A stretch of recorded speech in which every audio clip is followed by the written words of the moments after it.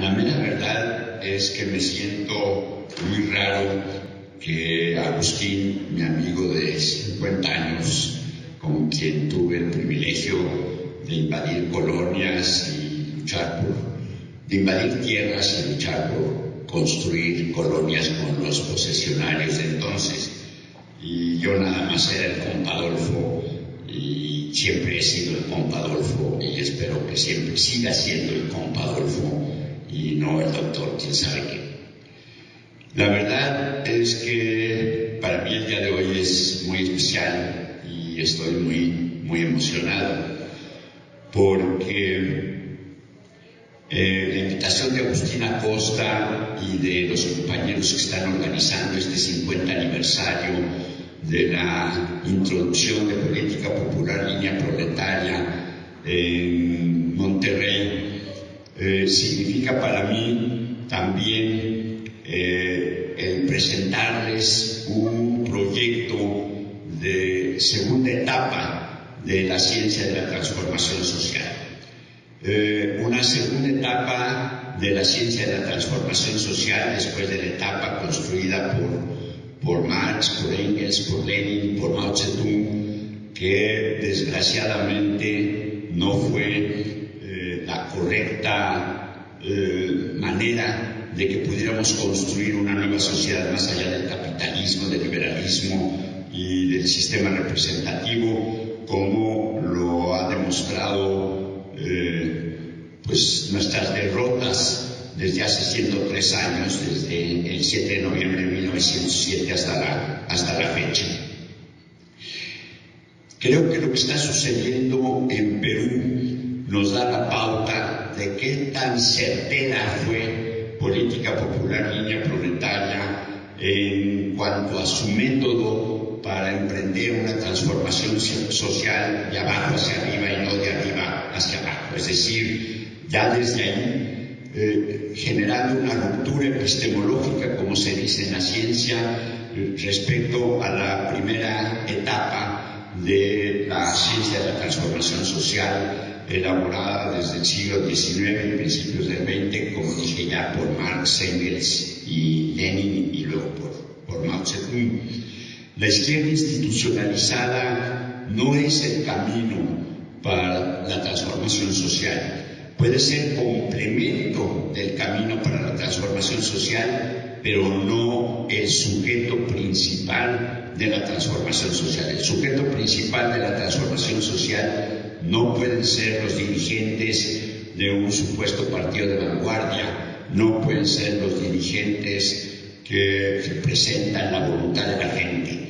El sujeto de la transformación social tiene que ser la gente, tienen que ser los integrantes de los sectores populares que efectivamente sean capaces de transformar su manera de pensar y construir una nueva sociedad. Y creo que hemos tenido recientemente en América Latina los ejemplos de que lo que inició Política Popular hace 50 años está siendo realidad.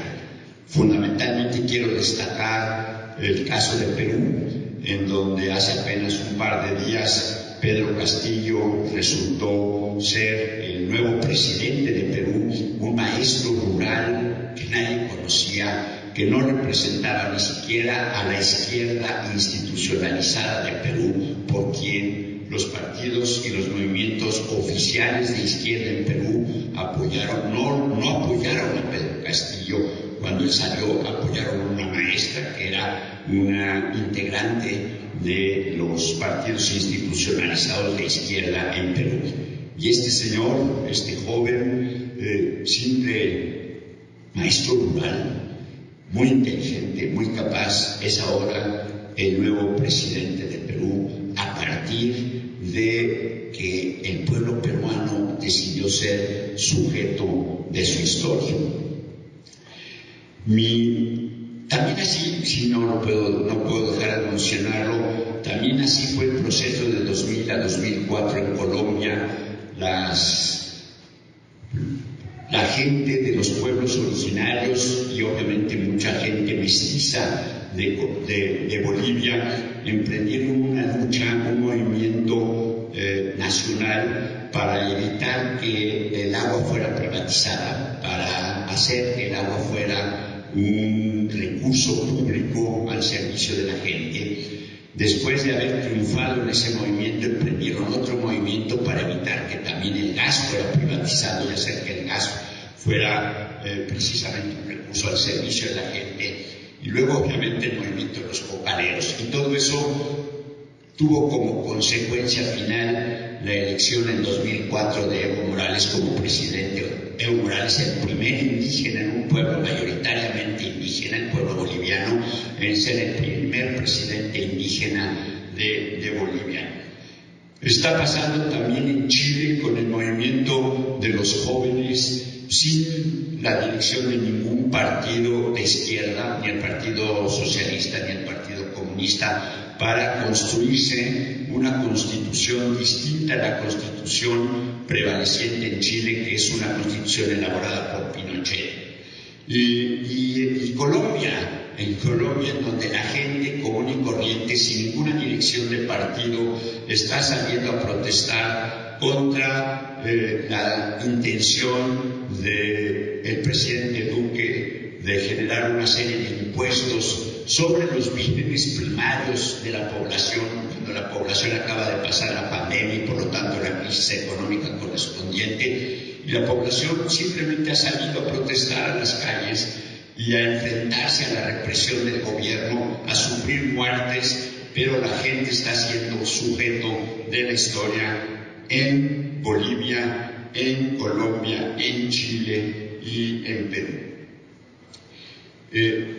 Tengo la impresión que algunos compañeros nuestros de hace muchísimos años pensaban que en esta conferencia fundamentalmente abordaría yo lo que yo llamo los chismes políticos que llevan décadas sobre qué relación tenemos nosotros tuvimos nosotros, no tenemos ninguna, tuvimos nosotros con el presidente Carlos Salinas de Gortari, o cuáles fueron los problemas al interior de Política Popular, Línea Proletaria, la división que se realizó en Política Popular entre Monterrey y el resto de Política Popular. Y sí, tocar esos temas, pero hasta el final como asuntos generales, porque mi intención es aprovechar la invitación de Agustín Acosta, un compañero a quien estimo entrañablemente desde hace 50 años, que me hizo el favor de invitarme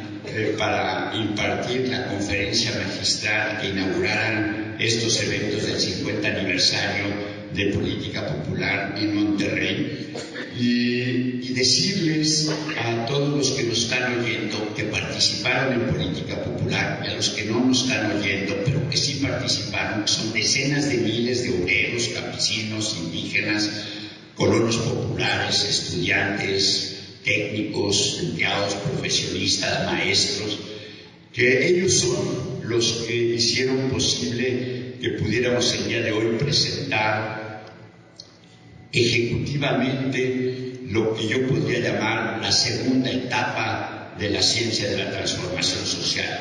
Es decir, ante las anomalías, como se dice en la ciencia, de los hechos generados por guiarse a partir de la teoría de Marx, Engels y Lenin desde hace 103 años, el hecho de que hemos fracasado durante 103 años siguiendo esa teoría, lo que hizo Política Popular durante veintitantos años permite, a partir de ahí y de una serie de nuevos conocimientos en función de los análisis clínicos que ha establecido la neurociencia y la psicología cognitiva, y a partir de las teorías de la neurociencia y la psicología cognitiva, la filosofía de la ciencia, como si podemos realmente emprender la elaboración de una nueva etapa de la ciencia de la transformación social. Y esto no se debe a unos investigadores que desde su escritorio estén imaginando cómo elaborar una nueva ciencia. Se debe a lo que hicieron todos los días, todas las noches, todos los años, decenas de millones, de miles, decenas de miles de compañeros obreros, de compañeros campesinos, de compañeros compañeros indígenas, de compañeros estudiantes, de compañeros colonos populares, de compañeros telefonistas, que no son obreros, que son telefonistas, que dieron pie a que luego pudiéramos efectivamente hacer, a partir de lo que ellos hicieron en la realidad, elaborar una segunda etapa de la ciencia de la transformación social. En ese sentido, lo que quiero hacer el día de hoy es repetir lo que hicimos hace 53 años, cuando por primera vez tuve la oportunidad de distribuir entre muchos maestros y muchos profesores que integrábamos la coalición de brigadas Emiliano Zapata del movimiento estudiantil de 68, uno de ellos, el extraordinario amigo, revolucionario, profesor de ingeniería, Eberto Castillo, para que 53 años después, 50 años después de que política popular empezó a darse en la realidad aquí en Monterrey, también en 71 yo tuve la oportunidad de ya por fin poder dejar la universidad como maestro e integrarme como campesino en Bahía de Banderas, construyendo la Unión Ejidal Bahía de Banderas y en Nayarit, y por lo tanto hacer que el día de hoy sea un día tan significativo para política popular, para los compañeros luchadores sociales en América Latina, y esperemos que en México, esperemos que el único sujeto de la historia de la cuarta transformación, el presidente Andrés Manuel López Obrador, no sea el único sujeto de esta historia, que los ciudadanos mexicanos podamos ser sujetos de la historia de una verdadera cuarta transformación. Las transformaciones no las realiza un solo ser humano, las realiza siempre el pueblo. Voy a dividir esta conferencia en varias partes. La primera, muy sintética, va a ser cuál fue la razón de ser de política popular a partir del movimiento estudiantil.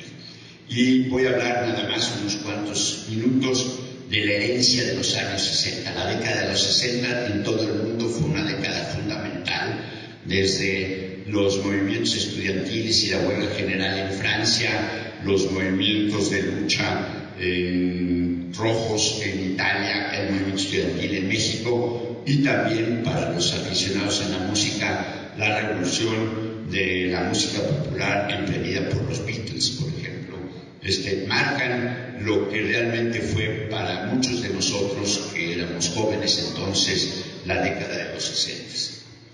Al inicio de la fabulosa década de los 60, la tecnología espacial del socialismo soviético, el extraordinario triunfo paulatino de los ciudadanos, el pueblo de Vietnam sobre los militares, sobre la invasión de los militares del imperialismo estadounidense, la discusión que emprendió Mao Zedong en contra del Partido Comunista de la Unión Soviética de 1959-1963, que nos decía en ese debate, nos decía Mao, que lo que nos instruían los manuales de la Academia de Ciencias de la Unión Soviética en aquel entonces, para todos los que estábamos en el mundo tratando de transformar la realidad, no eran correctos, eran dogmas y no correspondían realmente a un proceso que nos hubiera permitido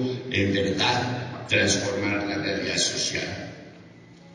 Luego, tan fue así que Mao, el 8 de agosto de 1966, manda un dazibao, como se decía entonces, a todo el pueblo chino para decirles: rebélense. Es decir, pedirle al pueblo chino que se rebelara en contra del Partido Comunista de China, del cual el propio Mao Zedong era su presidente, era el secretario general del partido, era el presidente de China, y sin embargo les estaba diciendo a los jóvenes y a todo el pueblo chino: rebélense, muestren ustedes lo que ustedes piensan, lo que ustedes saben, porque desgraciadamente a partir de 17 años de estar en el gobierno chino está corriendo el peligro de burocratizarse y de convertirse, como en la Unión Soviética, no en la construcción de una nueva sociedad más allá del capitalismo, del liberalismo y del régimen representativo que supuestamente se dice democracia, se está convirtiendo verdaderamente de nuevo en un capitalismo de Estado. Y dice Mao en ese Dazhibao del 8 de agosto de 1966, para conquistar y mantener el poder político es siempre necesario trabajar en el terreno ideológico, porque las viejas ideas, la vieja cultura, los viejos hábitos y costumbres son utilizadas para corromper a la gente y conquistar la mente del pueblo. Con esta consigna, Mao no solo pretendía avanzar una etapa en la construcción de la revolución socialista, sino de hecho establecía una nueva etapa teórica en la teoría revolucionaria marxista-leninista. Y con todo dolor les tengo que decir que 54 años después de ese Dazhibao no se ha asimilado esta teoría nueva de Mao. Seguimos los que luchamos por transformar la sociedad y no entender que la ideología de la gente y la ideología de los dirigentes políticos que pretenden desde arriba transformar la realidad social es la clave. Y si no entendemos, si no analizamos la ideología de la gente y la ideología de los dirigentes, no va a haber jamás la posibilidad de una transformación social. Ya aprendimos también que nos ayudó a la razón de ser de echar a andar política popular después de la masacre del 2 de octubre en Tlatelolco. Aprendimos gracias a un profesor francés que fue afortunadamente mi tutor para el doctorado de Economía Política Marxista en la Universidad de París. Estaba yo becado por la Universidad Nacional Autónoma de México para regresar a dar clases en la UNAM, el profesor Charles Bettelheim. Aprendimos en la Sorbona no solamente economía política marxista, sino cómo prepararnos los revolucionarios que estábamos ahí, muchos latinoamericanos, africanos y asiáticos, que en los 60 todos queríamos ser revolucionarios. Fueron los cursos de Bettelheim donde nos mostró que lo realizado en la URSS, y estoy hablando ya en los 60s, sí, para los 60s, había acabado siendo un capitalismo de Estado con los supuestos revolucionarios, es decir, los que dirigían el Estado soviético, convertidos en burgueses. Todos estos conceptos nos ayudaron a seguir saliéndonos del paradigma ortodoxo del materialismo histórico. Entonces, lo que voy a presentarles el día de hoy son lo que en términos de un filósofo de la ciencia llamado Thomas Kuhn escribió en 1962 como las anomalías de una ciencia respecto a la realidad que esa ciencia inspira para la necesidad de que se transforme esa ciencia para que efectivamente sea capaz de ilustrar a las nuevas generaciones en cómo emprender el proceso de la transformación social. Lo que les estoy diciendo es, al final de cuentas, que dejemos de ver al marxismo-leninismo como dogma. Muchos de nosotros pensamos que tenemos que repetir las frases de Marx, las frases de Engels, las frases de Lenin, las frases de Mao, como si fueran un dogma. Ni Marx, ni Engels, ni Lenin, ni Mao fueron evangelistas. Ninguno de ellos fueron mesías. Todos ellos fueron hombres luchadores sociales, políticos, emprendedores de la revolución para ir más allá del capitalismo, del liberalismo, del sistema político que nos impone el proceso de representación, que nos desempodera para que realmente pueda haber democracia, porque democracia quiere decir poder del pueblo, y cuando uno elige un representante, uno traslada el poder a ese representante y el pueblo deja de ser soberano, deja de ser realmente sujeto de las decisiones que los representantes supuestamente toman por nosotros. Y tenemos que entenderlos como ciencia. Ya pasó lo mismo en la física con Newton. La física cuántica se tuvo que dar a partir de entender que Newton no era Dios, que Newton no había descubierto las leyes de la naturaleza, que él había él había generado las leyes de Newton para conocer la naturaleza en el siglo XVII. Pero ya en el siglo XX había que entender la física desde el punto de vista cuántico. ¿Qué quiere decir eso? Se los digo nada más como un ejemplo para que dejemos de ser dogmáticos, para que entendamos que tenemos que hacer una nueva ciencia para la transformación social de aquí en adelante. Esta mesa en la que estoy trabajando, todos nosotros la vemos como sólida. Si tuviéramos la capacidad de volvernos seres humanos subatómicos, es decir, más pequeños que un átomo, nos daríamos cuenta que esta mesa es fundamentalmente hueca. A nivel subatómico, esta mesa es puro espacio, no es sólida. Entonces tenemos que entender que eso que hicieron los físicos cuánticos, Niels Bohr, Werner Heisenberg, a partir de las primeras 3 décadas del siglo XX respecto a la ciencia de Newton sobre la física clásica, que es la que impera en el mundo en el que vivimos, eso mismo tenemos que hacer respecto a la ciencia de la transformación social. Tenemos que elaborar una nueva ciencia de la transformación social que entienda que la transformación social, con lo que hemos aprendido en 103 años, es diferente a como fue concebida a finales del siglo XIX y, bueno, desde toda la segunda mitad del siglo XIX y principios del siglo XX por Marx, Engels, y Lenin y luego Mao Zedong. Y eso es lo que voy a tratar de presentarles a ustedes, no a partir de lo que se me haya ocurrido, eso es muy importante que se sepa, sino a partir de lo que decenas de miles de obreros, campesinos, colonos populares, indígenas, estudiantes, hicieron todos los días como lucha social para resolver sus necesidades.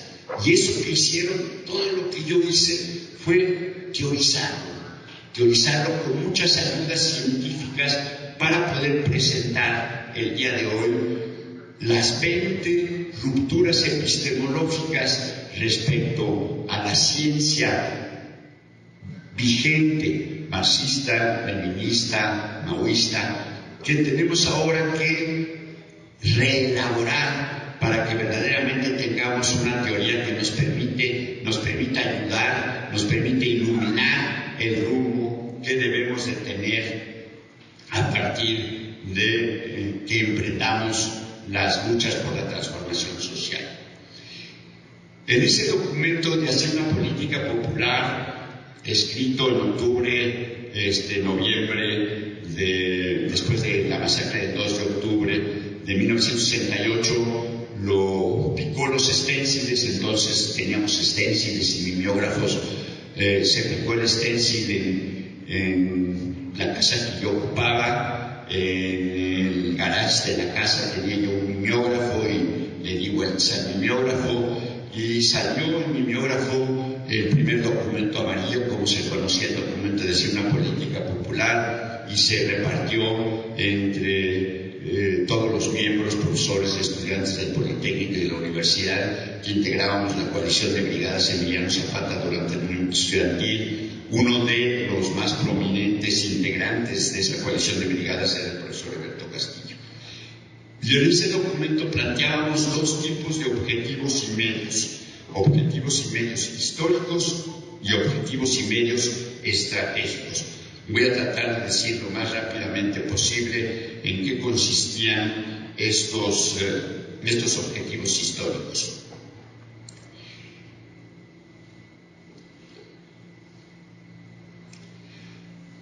Con este librito, así tengo que decirles esto porque tiene que ver con los objetivos y medios históricos y los objetivos y medios estratégicos. Con este librito emprendimos una serie de rupturas epistemológicas. ¿Qué quiere decir rupturas epistemológicas?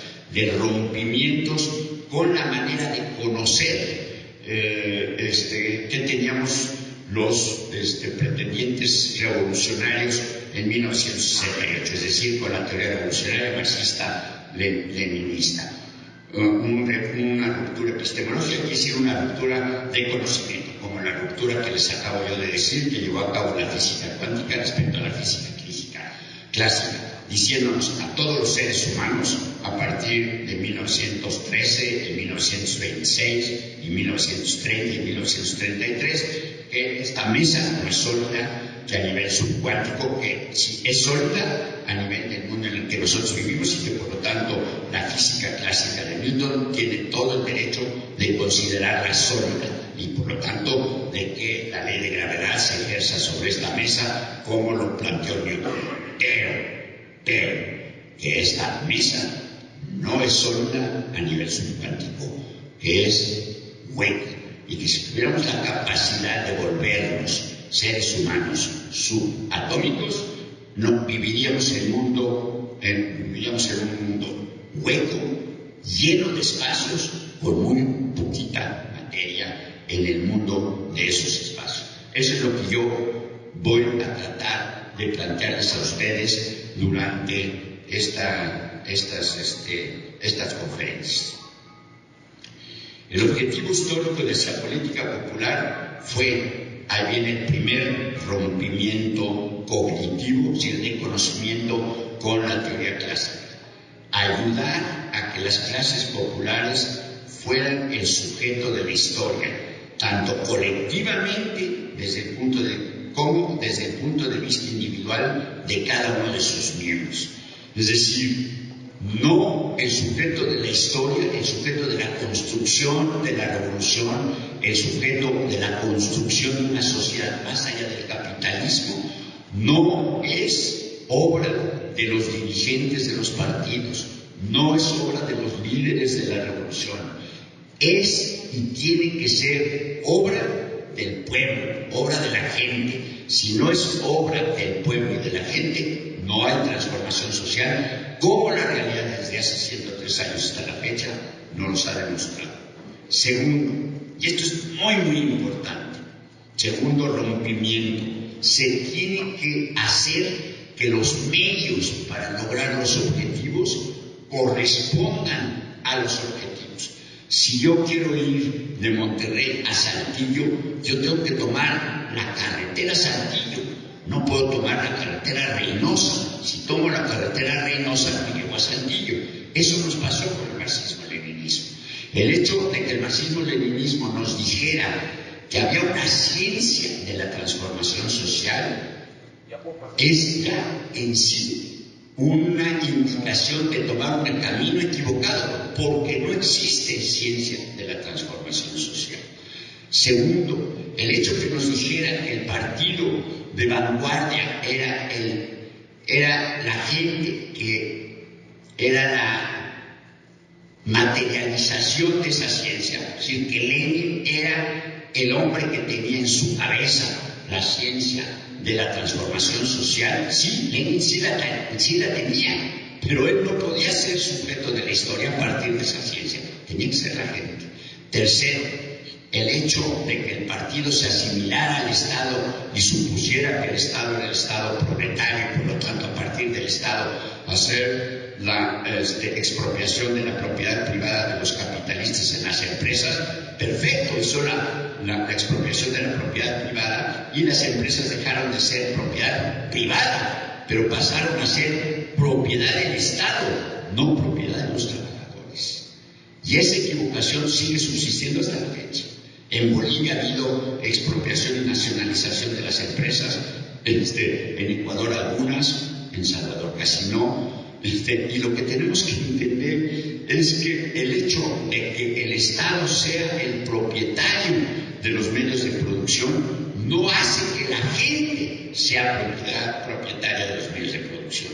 Hace que los funcionarios que manejan esos medios de producción sean los que decidan. Entonces ellos son los sujetos de la historia y no los trabajadores. Entonces todo eso nos lleva a decir, nos llegó a decir hace 53 años que teníamos que pensar una serie de medios que permitieran que el objetivo fuera que la gente sea el sujeto de la historia y no la vanguardia del proletariado.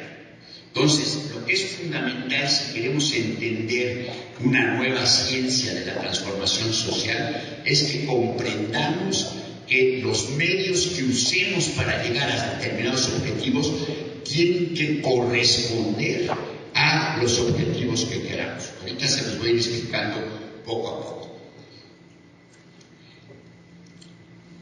En 1982, 7 años antes de que cayera el muro de Berlín, a partir precisamente de 14 años de lucha social, la lucha social de miles y miles, ya para 82, de obreros, campesinos, colonos populares, indígenas, me había demostrado que había una serie de paradojas quiere decir contradicciones, entre los medios que planteaba el marxismo-leninismo para lograr los objetivos y esos mismos objetivos, y que entonces había que hacer una autocrítica respecto a la teoría que habíamos supuesto, digamos, formalmente, para emprender en política popular la lucha social. Afortunadamente, la ideología en 68 y las críticas que ya se hacían a partir de lo que aprendí en París sobre lo que estaba pasando en la Unión Soviética, más la gran revolución cultural proletaria lanzada por Mao Zedong, nos enseñó que no podíamos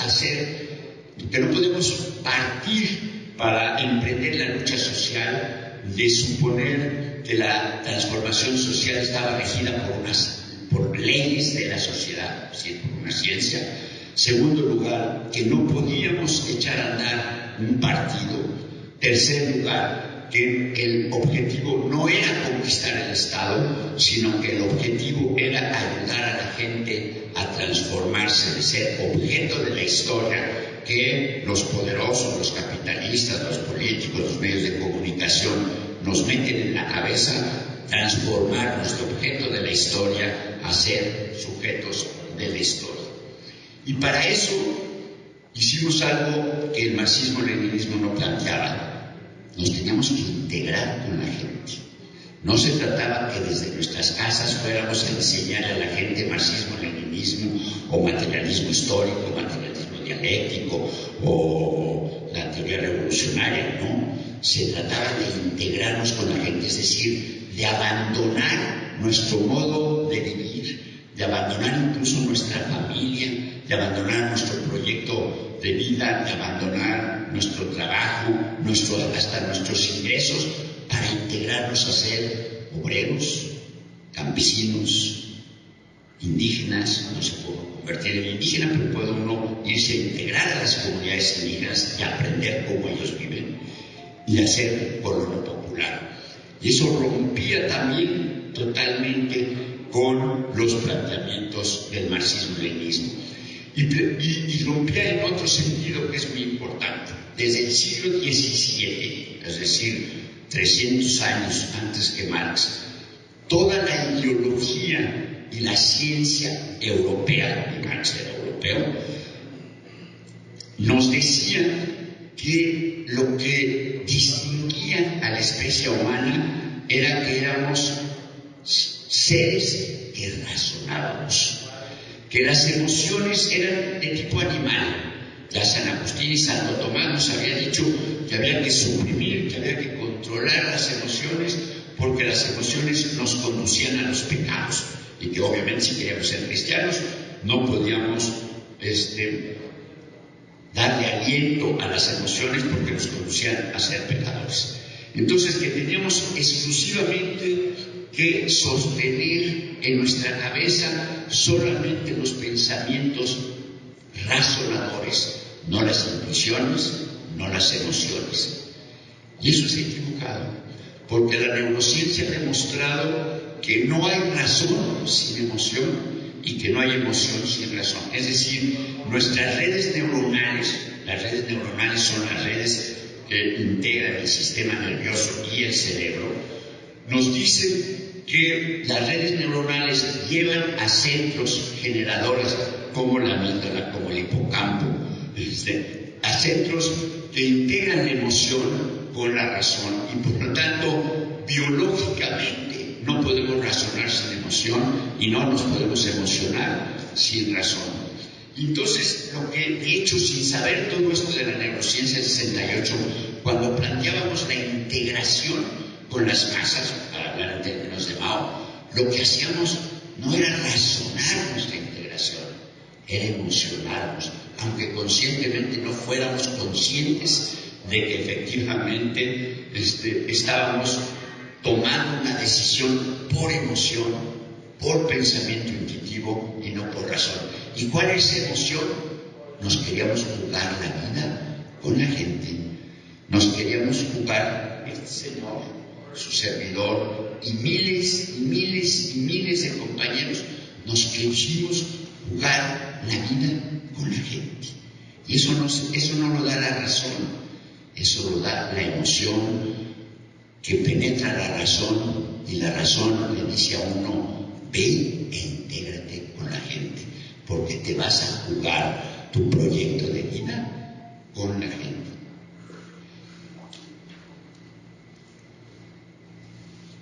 ¿Qué otra cosa sucedió en términos de política popular planteada en el documento de 1968? Que si efectivamente nos teníamos que integrar con la gente, lo importante no necesariamente era la manera de pensar que nos daba el ser obreros, porque los colonos populares no eran nada más obreros. En los colonos populares había estudiantes, había profesores, había gente que venía del campo, campesinos, había empleados, había comerciantes, ninguno de ellos era obrero. Y entonces, ¿dónde estaba la tesis marxista de que el proletariado era la clase social que, al volverse clase social primero en sí y luego clase social para sí, sería efectivamente la clase social que, al hacer la revolución, emanciparía a toda la humanidad de los problemas que padecemos con el capitalismo, con el liberalismo y con el método de representación, que es el método que rige en los regímenes políticos hegemónicos en todo el mundo? Sino que nos dábamos cuenta que nos pasaba lo mismo que había pasado en Rusia en 1917. 80% de la población rusa era rural. En China, yo diría que 95% de la población china era rural. En Cuba, en Vietnam, en Venezuela, en Bolivia, en Ecuador. Y entonces, ¿por qué hacernos convertir en dogma lo que sí en el siglo XIX era ciencia? Plantear que solamente los obreros, por ser obreros, eran los que podían hacer, a partir de convertirse en clase para sí, una revolución emancipadora de la clase proletaria y de toda la humanidad, liberándose de la explotación y de la dominación que padecemos en esta sociedad. Teníamos que aprender que había una nueva manera de pensar para que efectivamente pudiéramos emprender la transformación social. ¿Y qué otra cosa también aprendimos a partir de 68? Que entonces la ideología, lo que uno trae en la cabeza, no es nada más una superestructura, como nos había dicho Marx. No es, por lo tanto, ideas falsas. No, la ideología es lo que nos sirve a todos los seres humanos a conducirnos en la vida real, a ser lo que somos. Y entonces lo que había que transformar no era fundamentalmente la economía. Lo que había que transformar para poder llevar a cabo una transformación social era la ideología de todos nosotros, la ideología de la gente, la ideología del pueblo. Y la ideología entonces la convertimos en política popular, de ser una superestructura a ser lo más importante en el proceso de transformación social. teníamos que transformar nuestra ideología y ayudar a la gente a transformar su ideología para que hubiera transformación social. ¿Y qué otra cosa tenía que ver con esa ideología?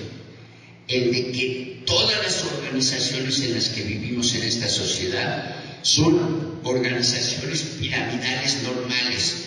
Estoy haciendo una especie de gráfica con mis brazos y mis manos de cómo es toda organización empresarial, universitaria, hasta familiar, del gobierno obviamente, mundial. Siempre, la mayoría estamos abajo, siempre. Arriba está siempre muy poquita gente, o uno solo.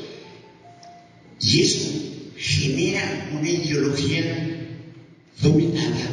Los que estamos abajo acabamos siempre pensando y sintiendo que los de arriba son los que saben, que los de arriba son los que sienten correctamente.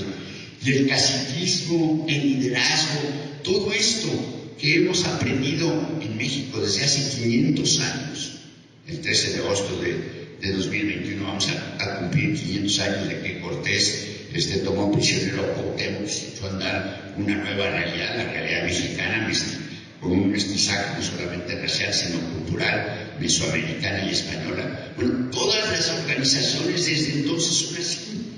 Y si queríamos transformar nuestra ideología, que transformar las organizaciones en las que vivíamos los que estábamos emprendiendo el proceso de transformación social, las teníamos que convertir en pirámides invertidas, para que los que estuvieran arriba fuera la gente, para que los que estuvieran arriba fueran los colonos populares, fueran los campesinos, fueran los obreros, fueran los indígenas, fueran los estudiantes en las universidades, fueran, perdónenme que lo diga, las mujeres y los hijos en las familias, y no los machos fuéramos los que al interior de las familias funcionáramos de esta manera. Todo eso fueron rompimientos del paradigma con el que habíamos aparentemente emprendido la transformación social en política popular.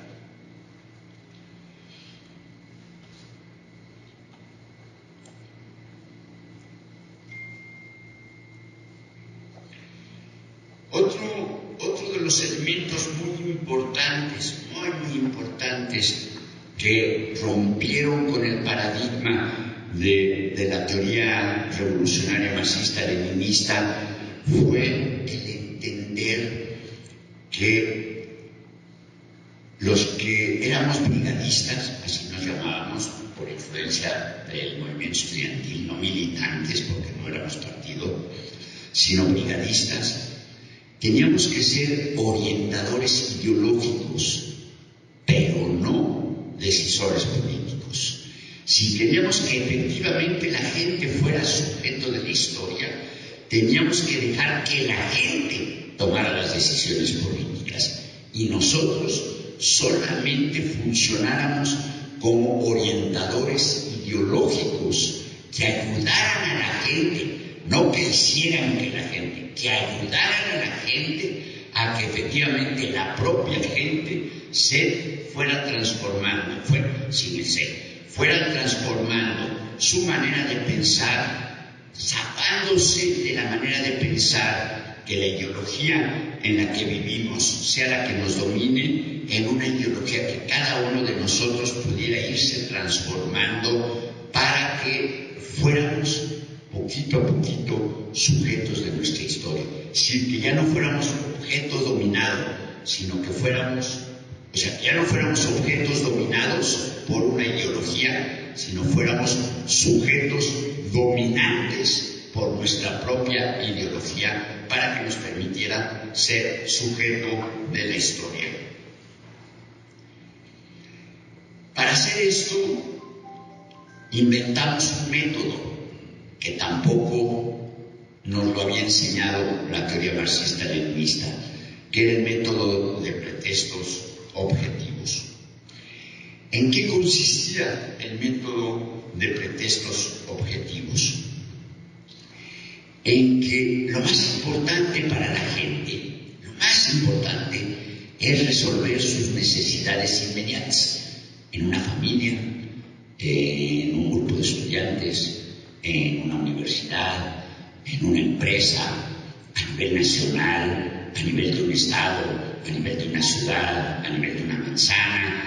En cualquier parte, la gente en el mundo en el que vivimos, precisamente, no solamente por la explotación capitalista, sino por la dominación liberal de sus ideas sobre nuestras ideas,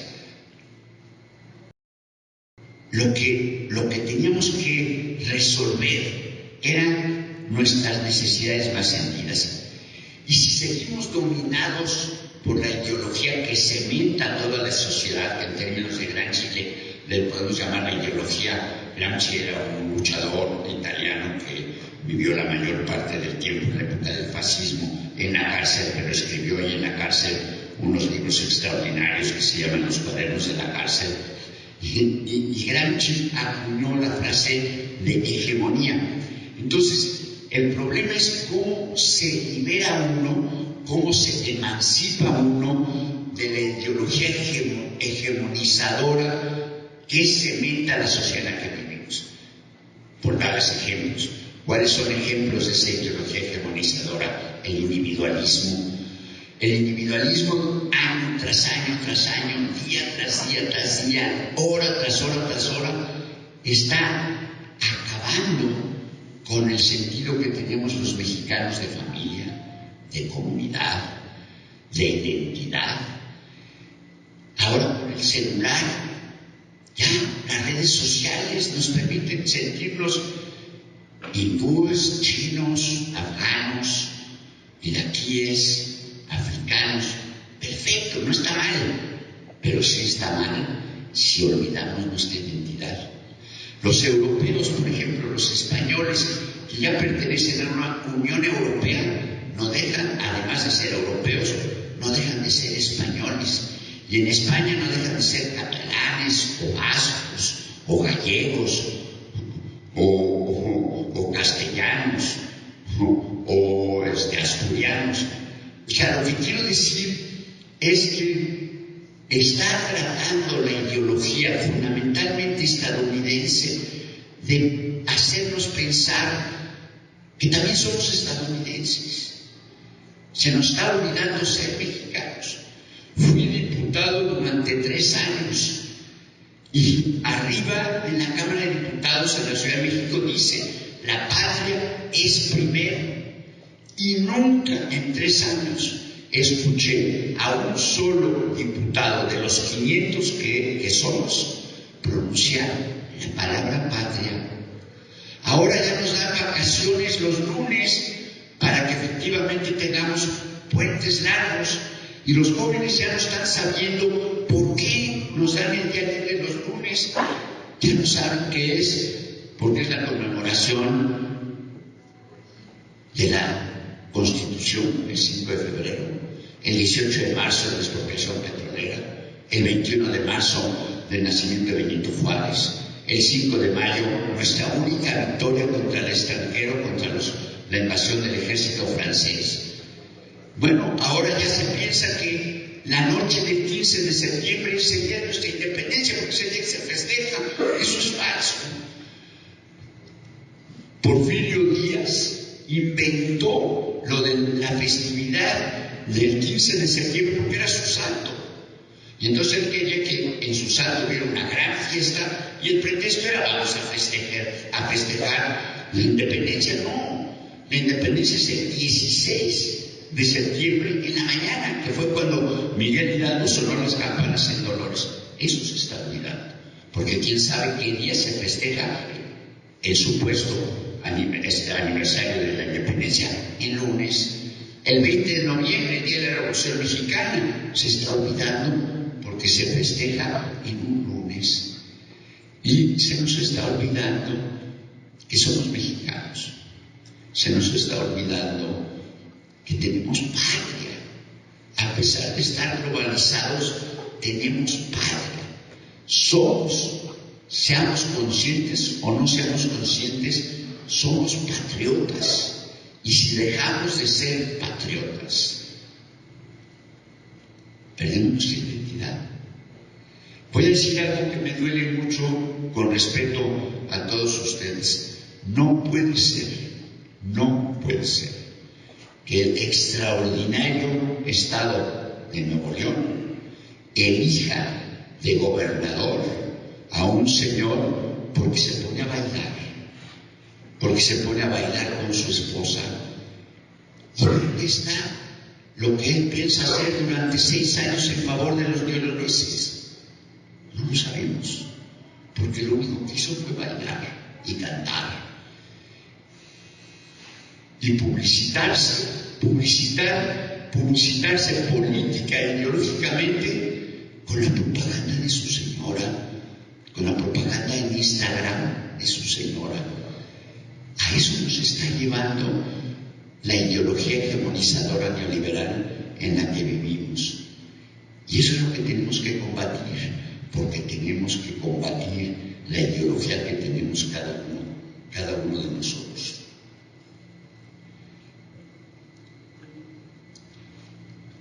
¿Qué estamos entonces haciendo en política popular? Estamos sustituyendo el hecho de que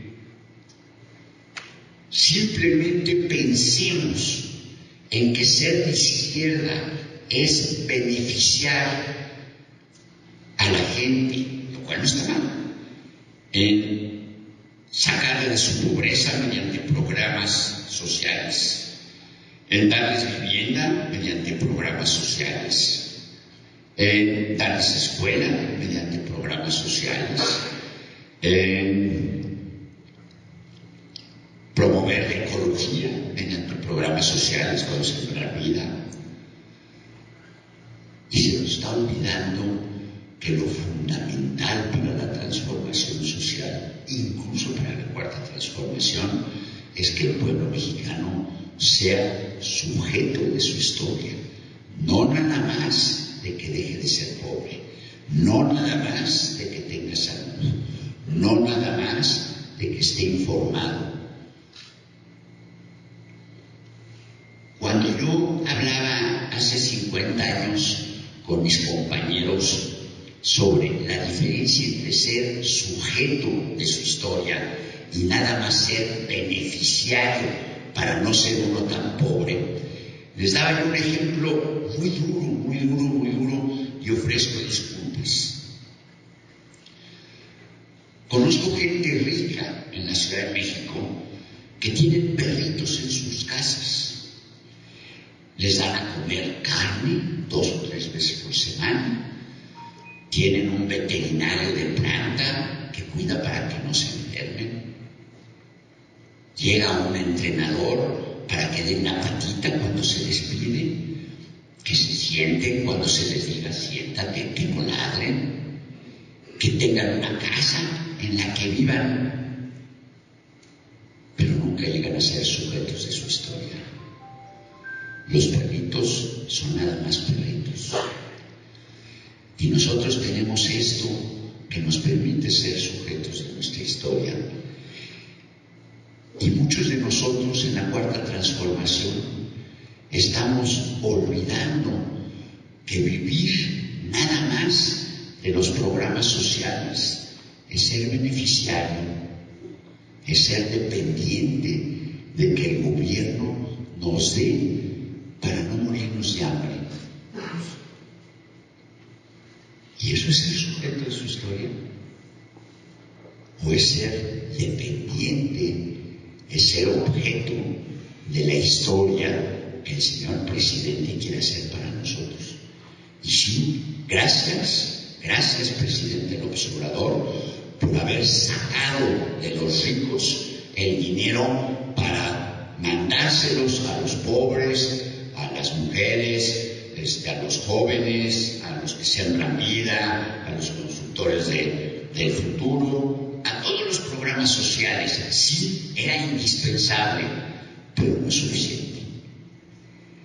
Hubiera sido suficiente si además a esos 27 millones de mexicanos receptores de esa asistencia social les hubiera dicho: empodérense, vuélvanse sujetos de la historia de la Cuarta Transformación conmigo. Yo no quiero ser el único sujeto de la historia de la Cuarta Transformación.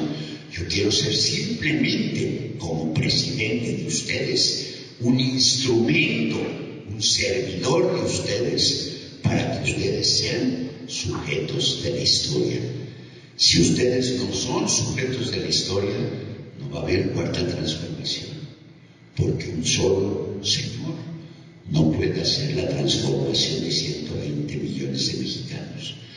Ni la independencia, eso tendría que ser otra conferencia que me invitara Agustín, ni la independencia ni la reforma fueron transformaciones sociales. Las dos se hicieron de arriba.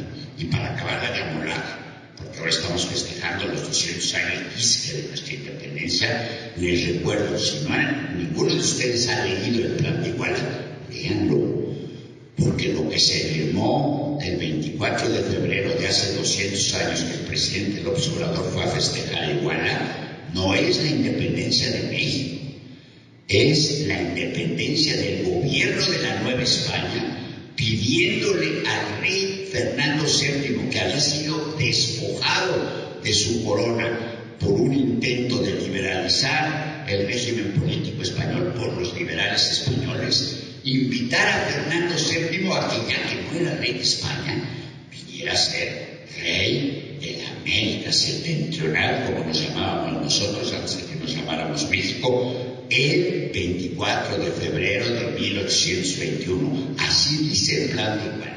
O sea que festejamos nuestra independencia invitando al rey Fernando VII a que se traslade de España y venga a ser nuestro emperador. Eso no es una independencia de México.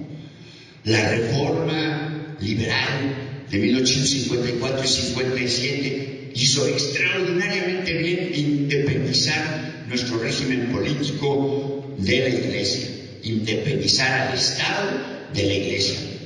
Pero por ser liberales, ¿qué hicieron también? Destruyeron las comunidades indígenas, porque junto con la expropiación de las tierras de la Iglesia, también expropiaron las tierras de las comunidades indígenas. Y ya no tenemos pueblos originarios. Tenemos 10 millones, 12 millones de indígenas que viven en pueblitos que son comunidades indígenas, pero los pueblos originarios, con toda su cosmovisión distinta a las cosmovisiones eurocéntricas que trajimos nosotros como mestizos, como existen en Bolivia, como existen en Ecuador, como existen en algunos países de América Latina, ya no los tenemos.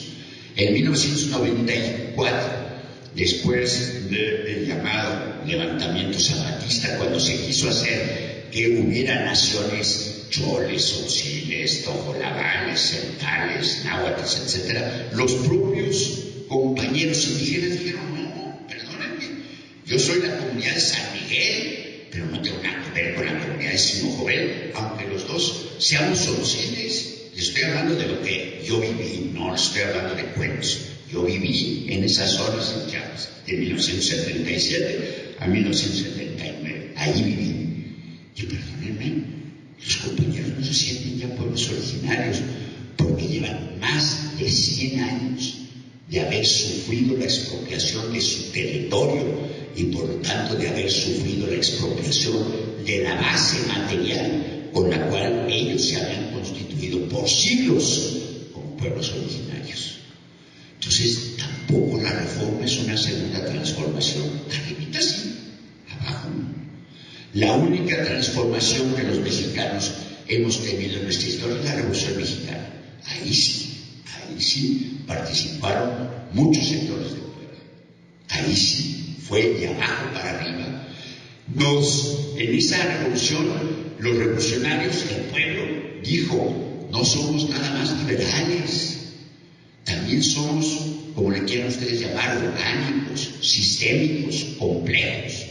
Y nuestra Constitución del 17 es la primera constitución en el mundo, en la historia del mundo, que no es liberal.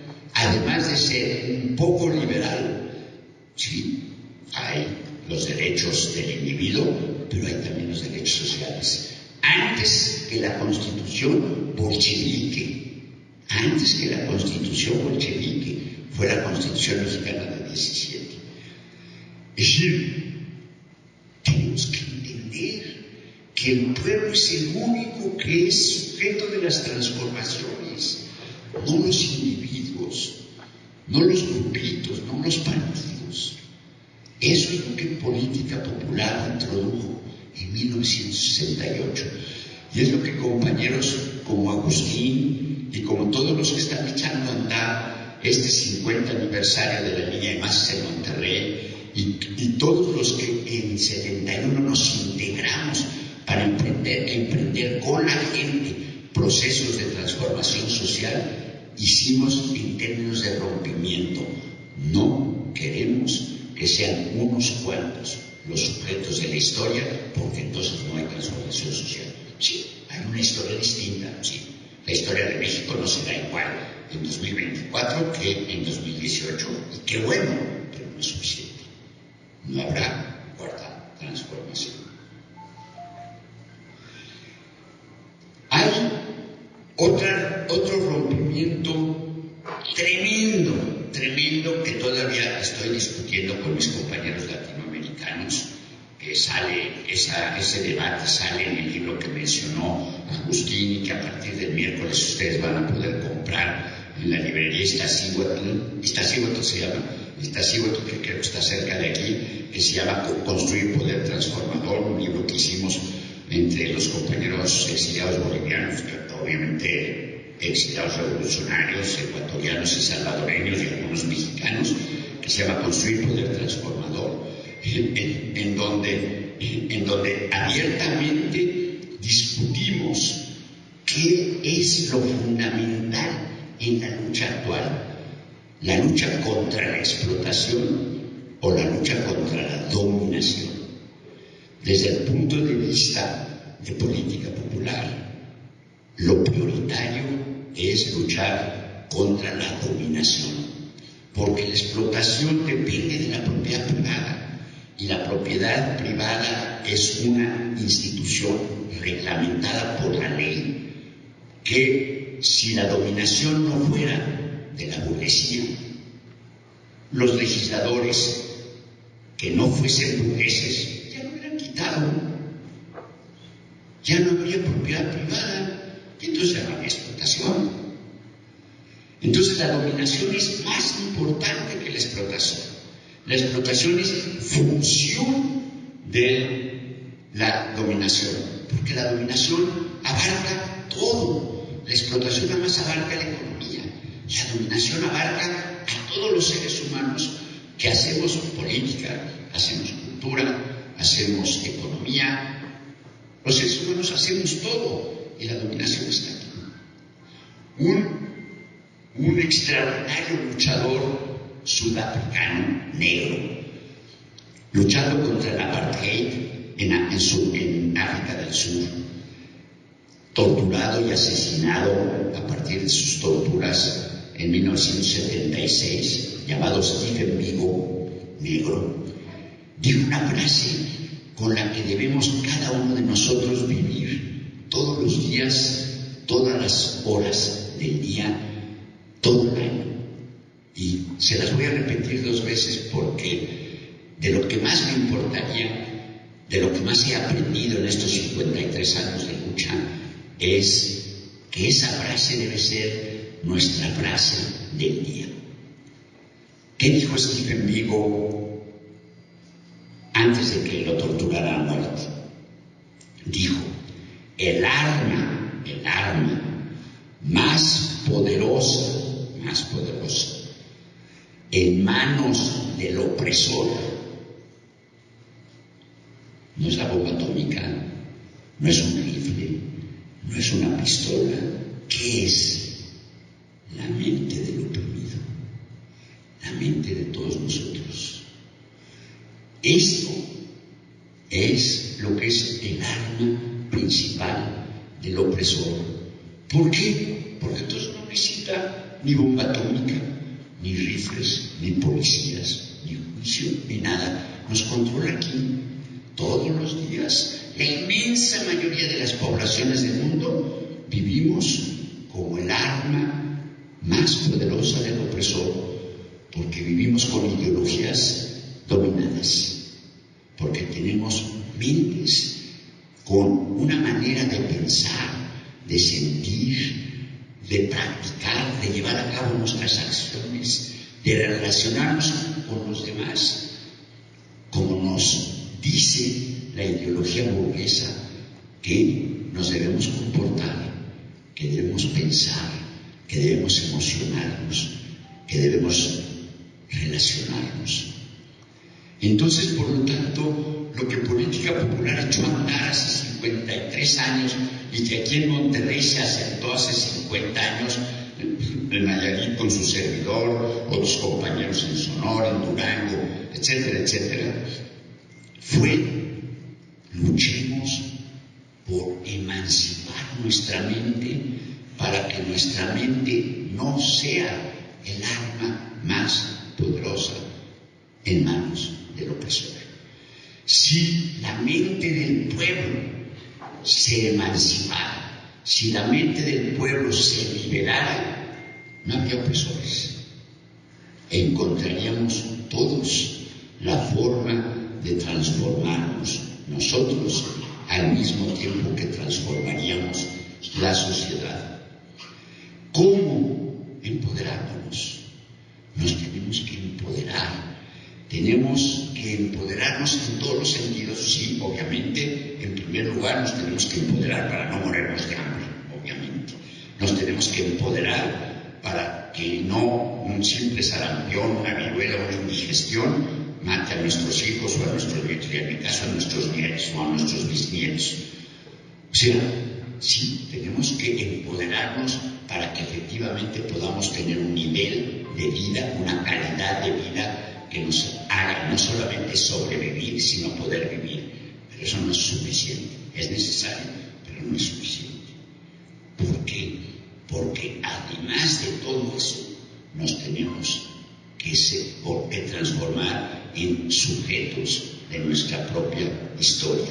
Tenemos que ser cada uno de nosotros los que decida su historia y no que nuestra mente, influida por los opresores, sean los que nos digan cómo me tengo que relacionar, cómo me tengo que comportar, cómo tengo que pensar, cómo me debo de emocionar.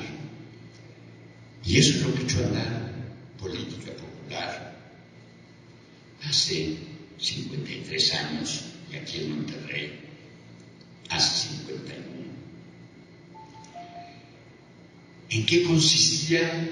Ahora vuelvo a regresar. Pretextos objetivos. Si lo más importante para la gente es la solución de sus necesidades más inmediatas, nosotros decíamos como brigadistas: órale, partamos no de lo que nosotros pensamos que son las necesidades de la gente, acabar con la explotación, acabar con la dominación imperialista o de la oligarquía. No, vamos a resolver la necesidad concretita de la gente en ese momento. En el caso de las colonias populares, la gente que venía del campo necesitaba un terreno para poder construir ahí su casita, para que a partir de vivir en Monterrey pudiera convertirse en obrero, ser un obrero y poder obtener un ingreso superior al que obtenía como campesino en el sur del estado o en donde fuera. Bueno, si esa era su necesidad, había que invadir terrenos. Pero ¿valía la pena nada más invadir terrenos así como fuese? No. Había que invadir terrenos con el objetivo de ayudar a la gente a que en el proceso de invasión del terreno nos convirtiéramos en organización, que fuéramos no nada más una sumatoria de posesionarios, sino que funcionáramos como organización, como asamblea de colonia, y al ser asamblea de colonia ya empezábamos a actuar colectivamente y no individualmente como actuamos en esta sociedad en la que vivimos. Y después de eso, seguir una y otra vez mediante lucha de ideas y mediante capacitación tácita, llevando a cabo lo que habíamos efectivamente decidido como una manera de resolver la necesidad de la gente de tener un terrenito en Monterrey, no a la manera del dominante que era ir al gobierno, a la presidencia municipal y pedirle, por favor, denos un terrenito para que podamos construir ahí nuestra casita, ya podamos ir, ser obreros, etcétera, etcétera. No, sino que nosotros dijéramos, el gobierno no nos da un terrenito, ya me está diciendo que me queda nada más media hora. Bueno, ¿qué tengo entonces que saltarme? Me tengo que saltar un mundo. Voy apenas en 15 rupturas epistemológicas con la teoría y son 20.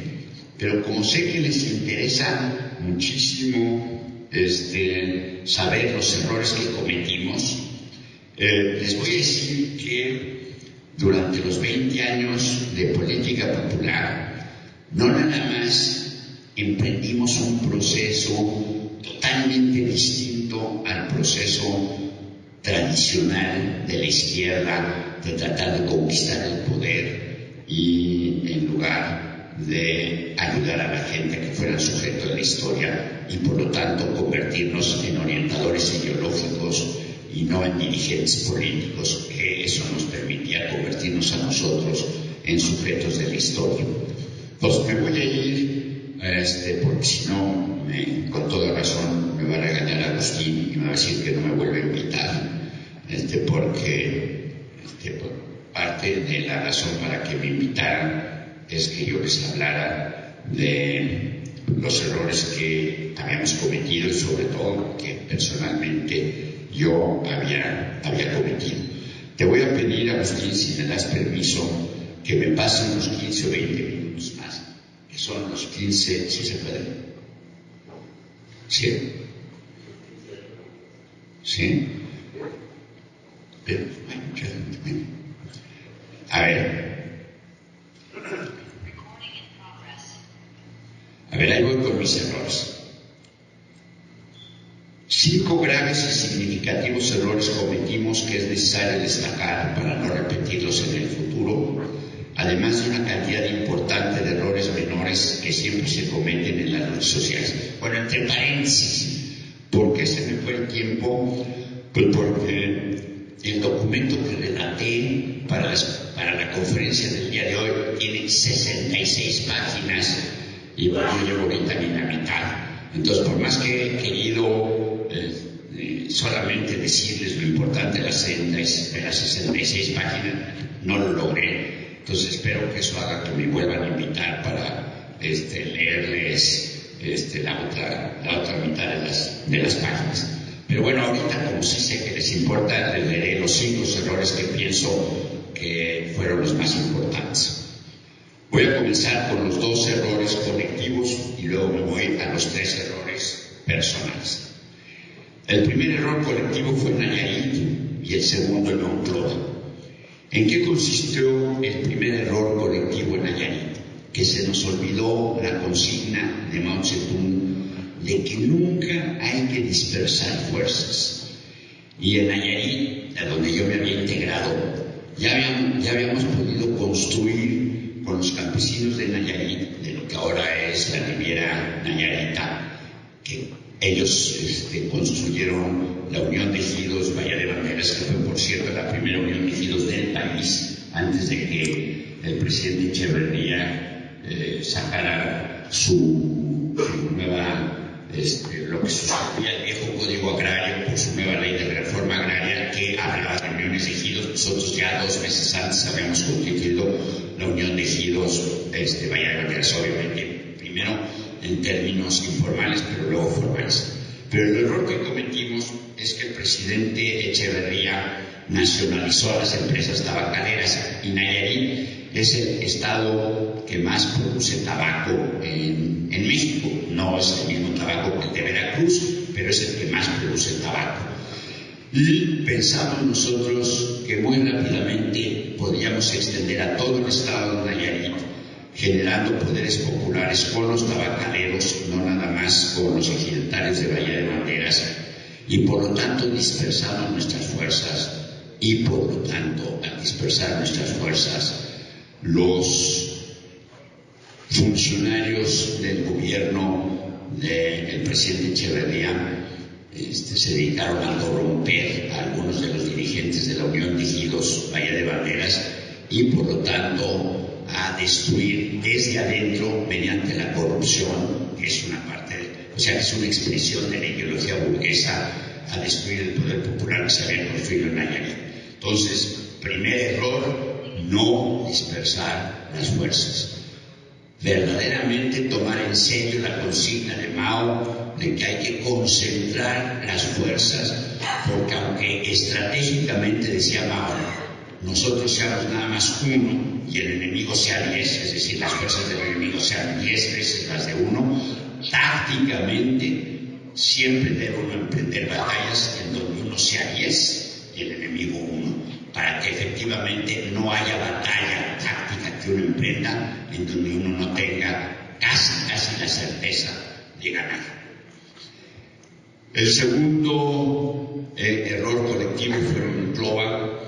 El éxito de la democratización sindical de la sección 147 y la sección 288 de Monclova hicieron que toda la cuenca carbonífera, y no nada más la cuenca carbonífera de Coahuila, sino también secciones mineras en Chihuahua y en Sonora, se democratizaran y se unieran a la dirección, llamémosla así, a la dirección potencial de los dirigentes, la dirección potencial sobre todas esas secciones democratizadas de los que eran los dirigentes sindicales de la sección 147 para disputarle a Napoleón Gómez Sala, el papá del actual Napoleón Gómez Urrutia, que por herencia recibió también la Secretaría General del Sindicato Minero Metalúrgico.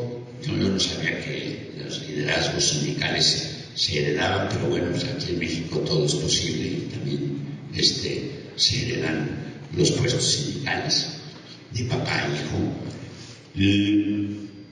Y entonces nuestra lucha contra Napoleón Gómez Sada consistió en, nuestro error fue voluntarismo, es pensar que con lo que ya habíamos logrado teníamos la mayoría y podíamos sacar a Napoleón Gómez Sada de la Secretaría General del sindicato y que democráticamente fuera electo un nuevo secretario general para que pudiéramos entonces extender todo lo que habíamos logrado a partir de Monclova, Monterrey, Sicarza y la cuenca carbonífera, lograrlo a nivel nacional y por lo tanto tener todo un sindicato nacional democratizado y por lo tanto siguiendo los planteamientos de política popular, es decir, de construcción de poderes populares y a través de la construcción de poderes populares de que los obreros minero-metalúrgicos pudieran ser sujetos de su historia. Los otros tres errores corresponden exclusivamente a Adolfo Uribe, es decir, a su servidor. ¿Y por qué corresponden exclusivamente a Adolfo Uribe? Porque por circunstancias X o Z, que obviamente tampoco se pueden plantear ahorita porque ya nada más tengo media hora, bueno, ya ahorita nada más 20 minutos, Adolfo Uribe le tocó la función de ser dirigente ideológico y al ser dirigente ideológico de política popular, por lo tanto tener una serie de responsabilidades que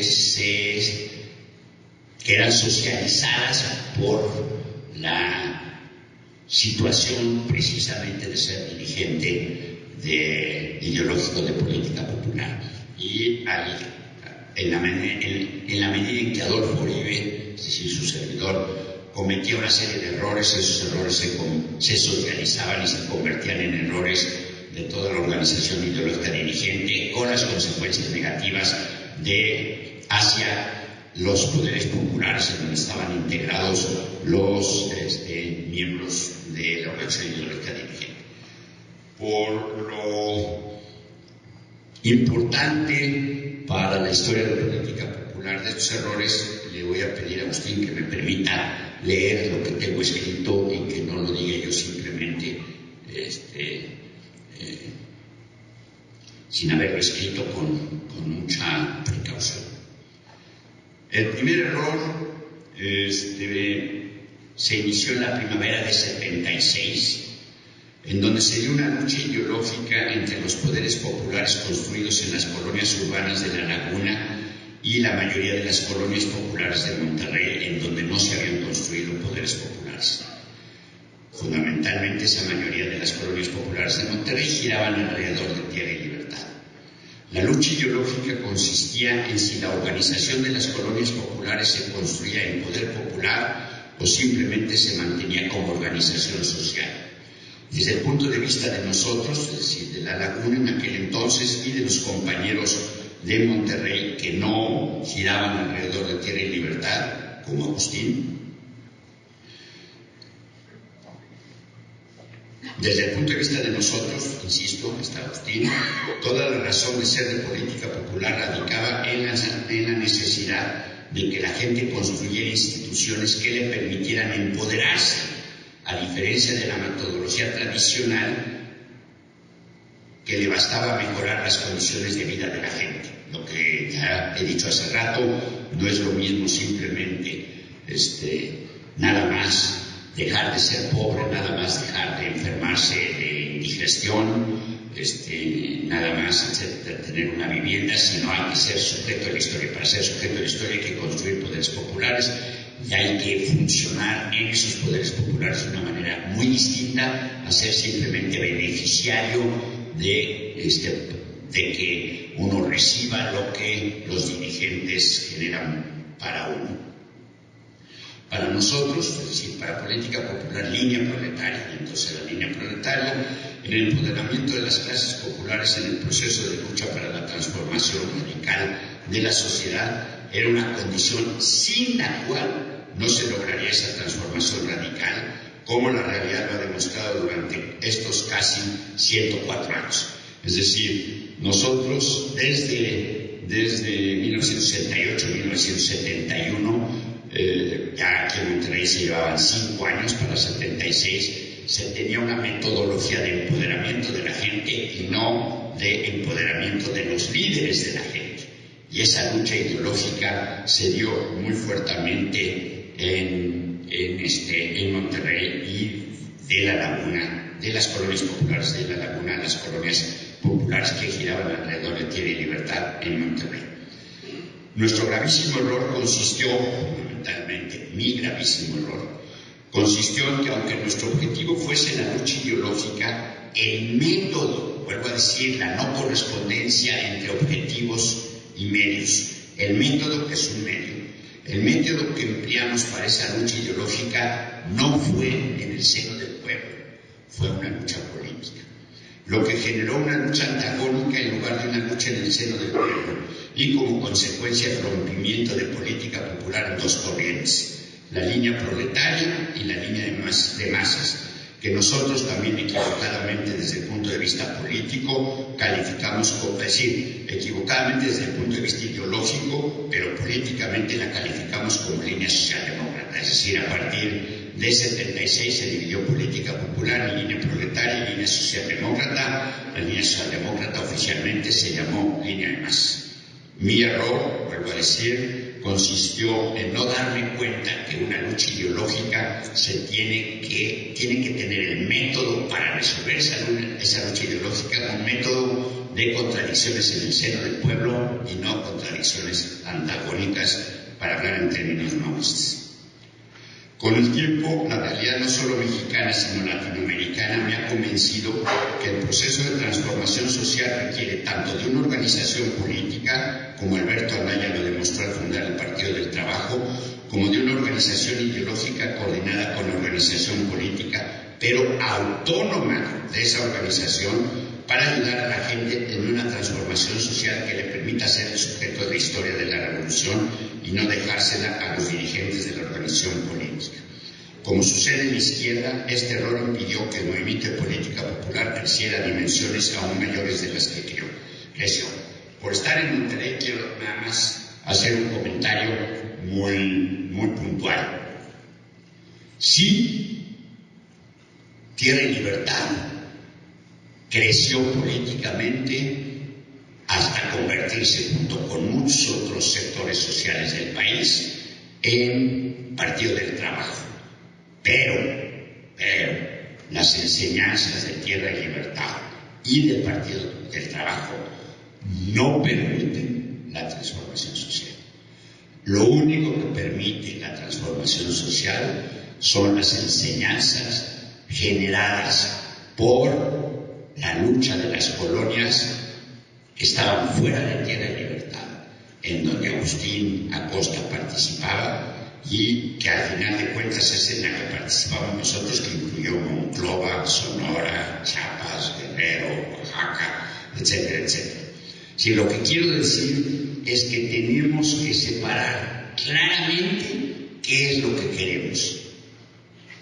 No está mal beneficiar a la gente humilde para que viva menos mal o emprender un proceso de transformación social. No son antagónicos.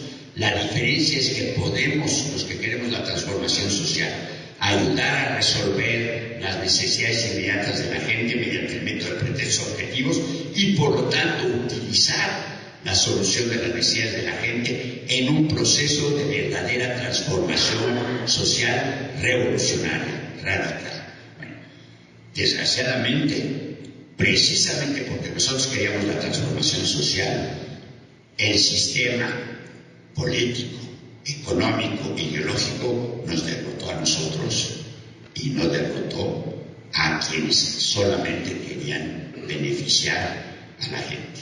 Es decir, el sistema imperante, dominante, acepta que uno quiera beneficiar las condiciones de la gente, pero no acepta que se quiera hacer la transformación de la sociedad, porque eso implica el ver la derrota, el derrotamiento del sistema imperante.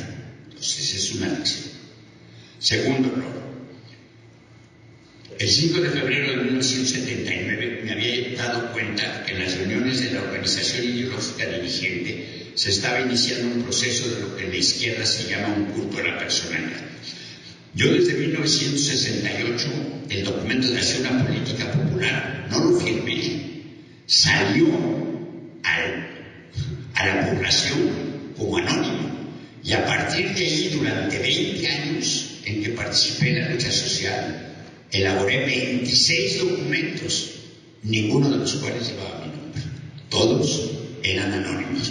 ¿Por qué? Porque desde el principio era yo muy consciente que si el objetivo de política popular, yo quería pertenecer a política popular, era que la gente fuera sujeto de la historia, no podía haber culto a la personalidad, porque la tradición en la izquierda, como ahorita sigue habiendo, ¿por qué hago esto? Porque el presidente López Obrador me necesita. Tengo muchísimos amigos y amigas que fueron a votar el 6 de junio porque me decían, Adolfo, tengo que votar por Morena porque el presidente López Obrador me necesita.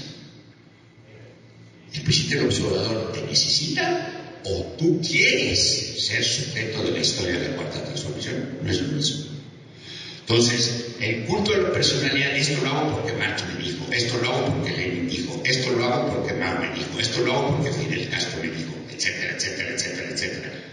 Así no se hace transformación social.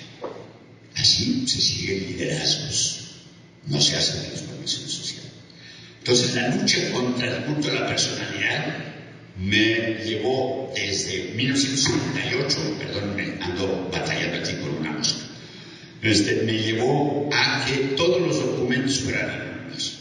Sin embargo, ¿qué pasó para el 5 de febrero de 79? Es decir, 11 años después de echar a andar política popular, que yo sentía equivocadamente, ese fue mi error, que sí estaba viendo un culto a la personalidad y que por lo tanto lo que se requería era que yo renunciara para que otros compañeros fueran los que tomaran la dirección ideológica de la OIB.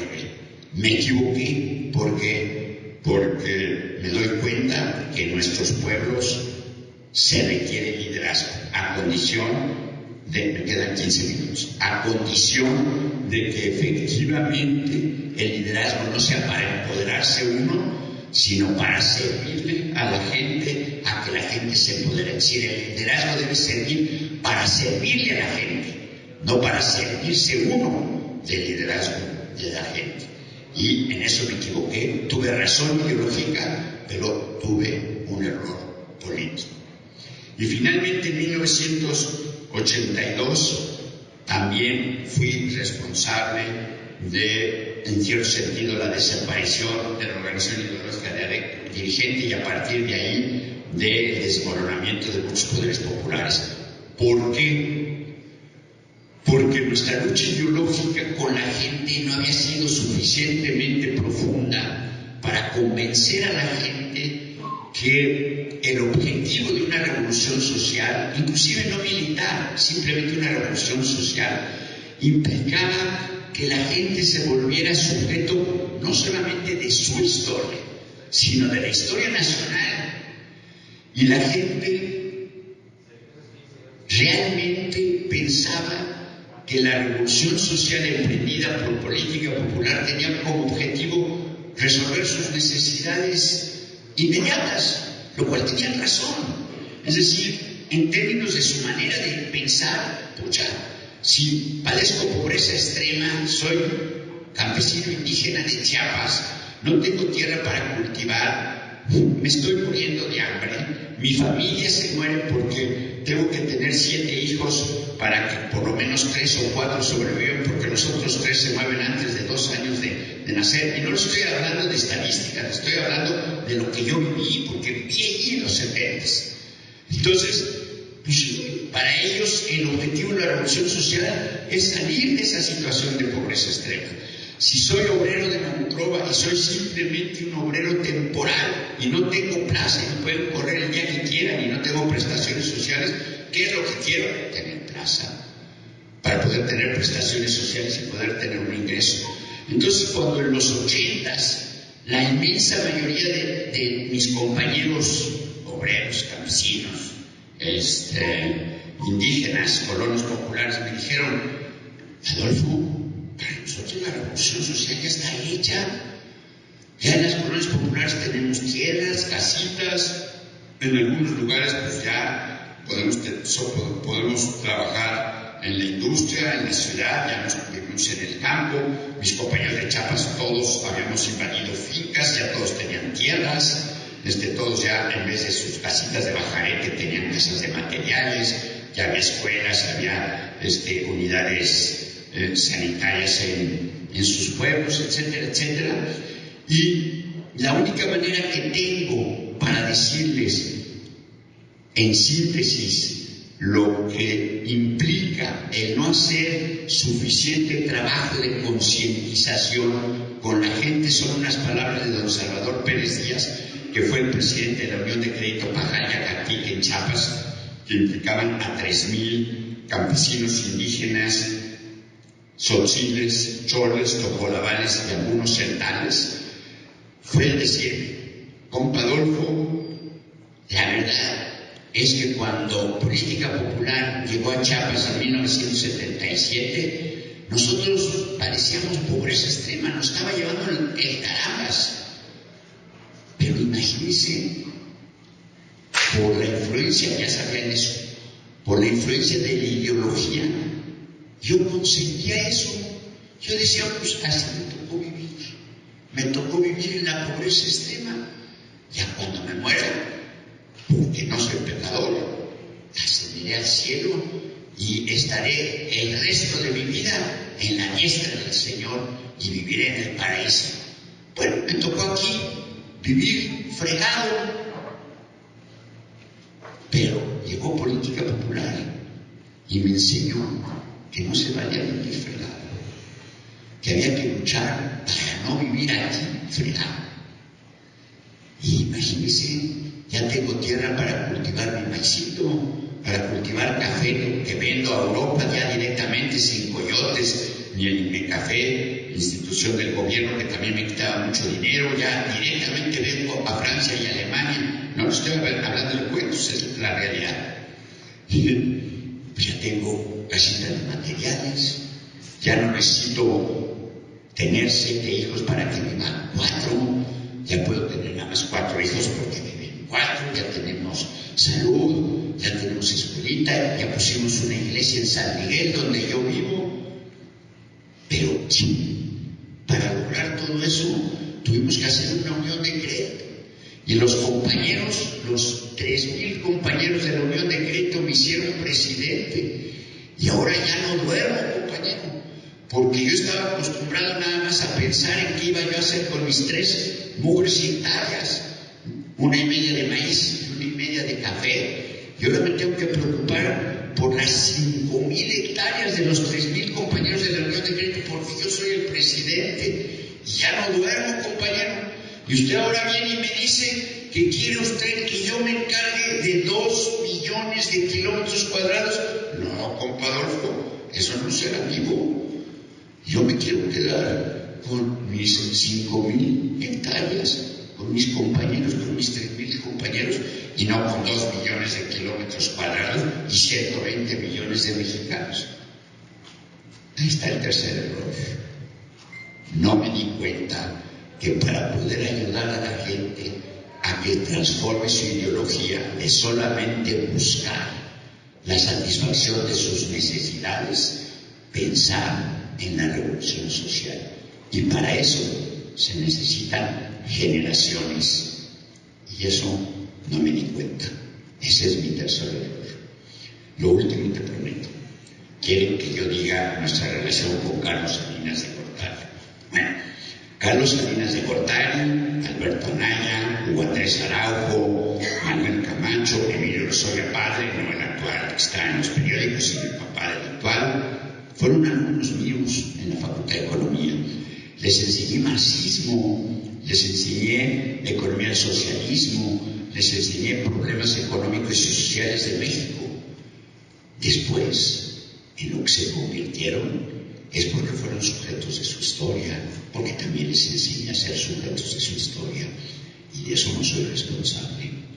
Y si el presidente Salinas de Gortari fue con su inteligencia, con su capacidad política, con su preparación en Harvard, fue el que armó la transformación del paradigma mexicano, político, económico y social y cultural, de ser un paradigma que supuestamente construía los mandatos de la Revolución Mexicana escritos en la Constitución del 17 en un paradigma totalmente neoliberal, no fue nuestra culpa. Efectivamente, en su régimen, Beto y muchos otros compañeros crearon el Partido del Trabajo, pero Salinas no lo creó. El Partido del Trabajo nunca ha sido neoliberal.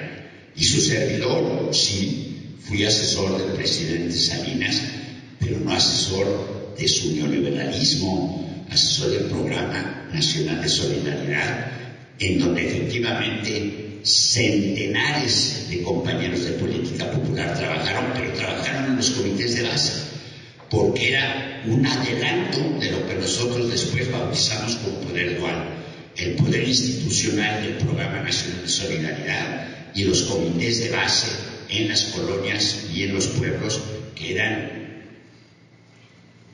posibles poderes populares que manejaban a qué se destinaba el presupuesto de egresos de la Federación.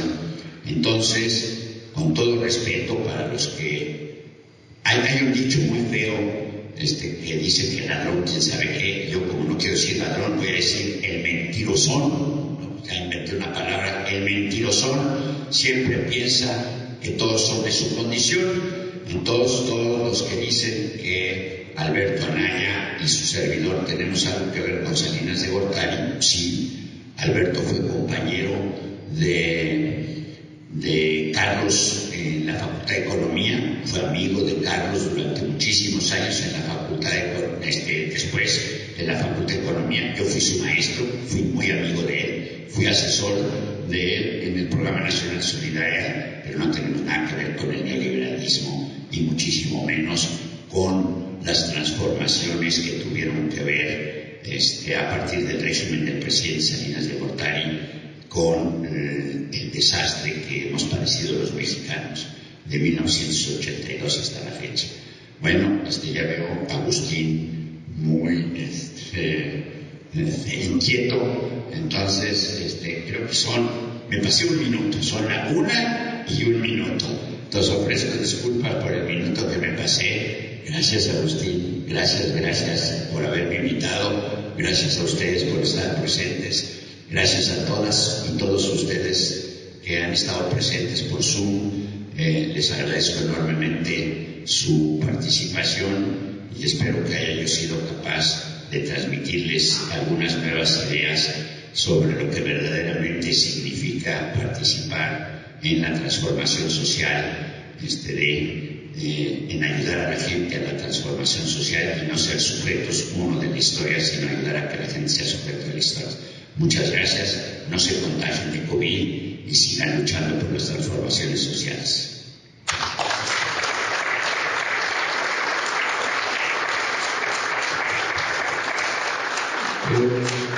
Entendemos que hablar de una historia que transformó muchas conciencias en el país durante 20 años no se puede resumir en 2 horas. Y Adolfo está comprometido a escribir un libro sobre eso.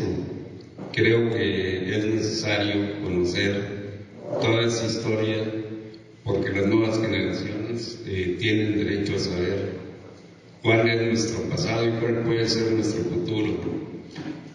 Vamos a abrir un periodo de 5 preguntas si es que las hay, si te hay algunas inquietudes. Con todo gusto, nomás les pedimos que sean lo más concisos en sus preguntas para que la respuesta también sea muy concreta. Sí, por favor, Nacho, ¿nos ayudas con el micrófono?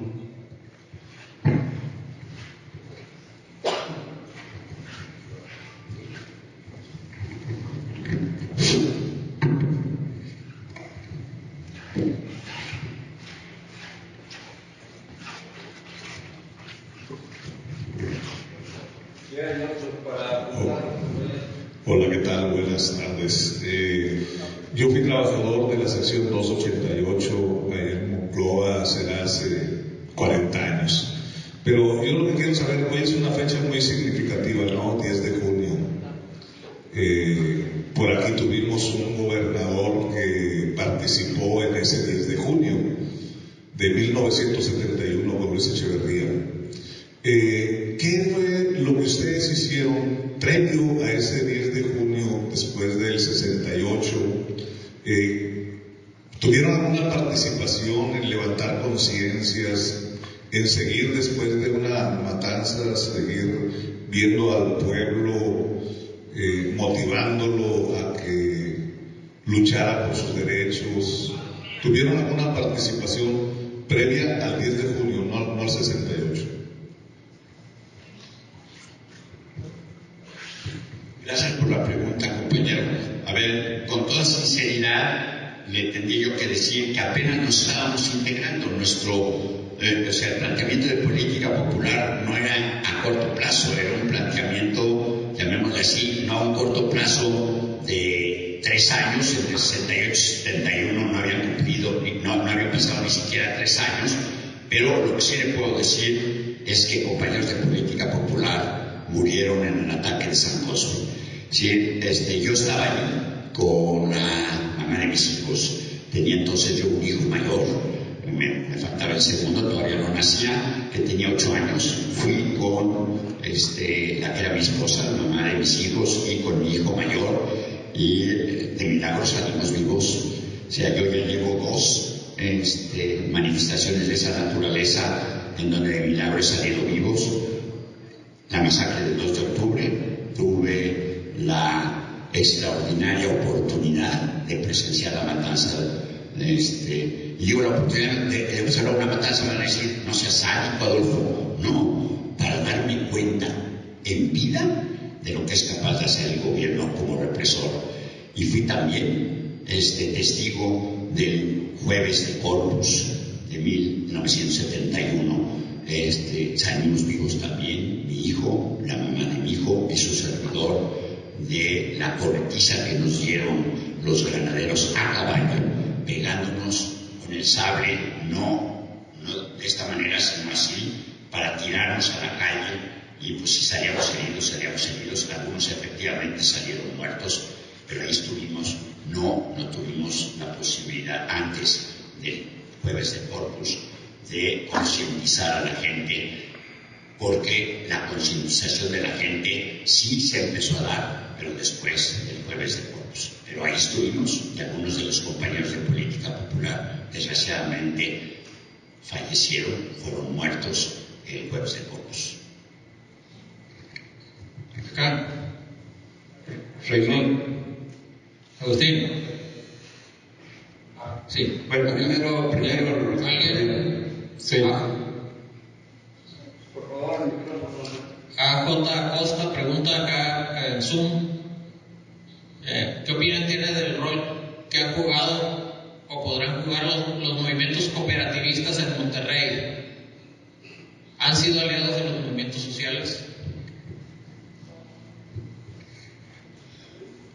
A ver, eso preferiría que me hiciera el favor Agustín de contestarlo, porque yo no vivo en Monterrey y desgraciadamente no soy consciente de eso, y se me haría una falta de respeto a los participantes el contestar en abstracto. Pues sí fueron aliados algunas cooperativas. Ahorita de momento no recuerdo sus nombres, pero pudimos y tuvimos la oportunidad de colaborar con ellos en apoyo cuando las movilizaciones en las colonias populares eran muy importantes, brindarles apoyo, y a la vez también ellos brindarnos algunos productos que producían, y bueno, pues impulsábamos que la cooperativa trabajara. Pero en el caso de Monterrey sí hubo algunos 2 o 3 ejemplos que por el momento, les repito, no recuerdo el nombre.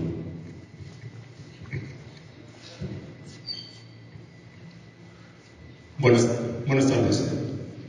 Doctor Uribe, licenciado Acosta, gusto saludarlos. Pues muy chico sí supe el movimiento de Tierra y Libertad. Yo estuve estudiando en la Prepa 9 y ya se escuchaba un movimiento y que han salido líderes o dirigentes dentro de Tierra y Libertad. La pregunta es, desde la implantación de la política, cuando ustedes estuvieron en Tierra y Libertad, a la fecha actual, ¿cuánto ha cambiado o siguen las mismas ideologías todavía aún en esa colonia popular? Es todo, muchas gracias.